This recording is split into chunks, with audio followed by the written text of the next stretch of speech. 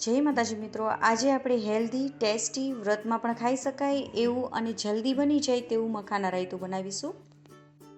તો તેની માટે આપણે 1 કપ જેટલા મખાનાને શેકવાના છે. ગેસની ફ્લેમને આપણે ધીમી રાખીશું અને તેને શેકીશું. તેનો કલર થોડો ચેન્જ થાય ત્યાં સુધી આપણે તેને શેકી લેવાના છે. તો તેનો થોડો કલર ચેન્જ થઈ ગયો છે, મીન્સ કે આપણા મખાના રેડી થઈ ગયા છે. તો તેને થોડીવાર માટે આપણે બાજુમાં રાખી દઈશું. હવે અડધા કપ જેટલું આપણે દહીં લઈ લઈશું. તેને એકદમ સરસ રીતે ફેટી લઈશું, એક રસ કરી લઈશું. તેમાં સાથે 1 ચમચી જેટલી ખાંડ પણ નાખી દઈશું, જેથી કરીને તે ઓગળી જાય. અને તમે જો બુરું ખાંડ લેતા હોય તો તે તમે છેલ્લે પણ નાખી શકો છો. તો આપણે આવી રીતે એક રસ કરી લેવાનું છે દહીંની.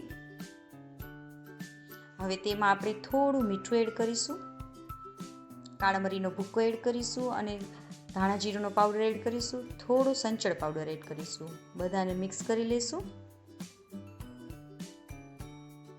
હવે તેમાં આપણે મખાનાને જે આપણે શેકેલા છે તે નાખી દઈશું. તેને પણ આપણે મિક્સ કરી લેવાના છે.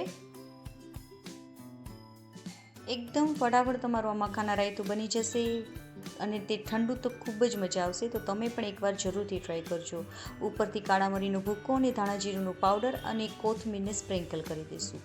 તો આપણું મખાના રાયતું રેડી થઈ ગયું છે, જે એકદમ ટેસ્ટી બને છે, ફટાફટ બની જાય છે અને હેલ્થમાં તો ખૂબ જ સારું છે. અને હા, જો તમને મારી રેસીપી ગમી હોય તો લાઈક કરજો અને મારી ચેનલમાં નવા હોય તો સબસ્ક્રાઈબ કરવાનું બિલકુલ ના ભૂલશો. જય માતાજી મિત્રો.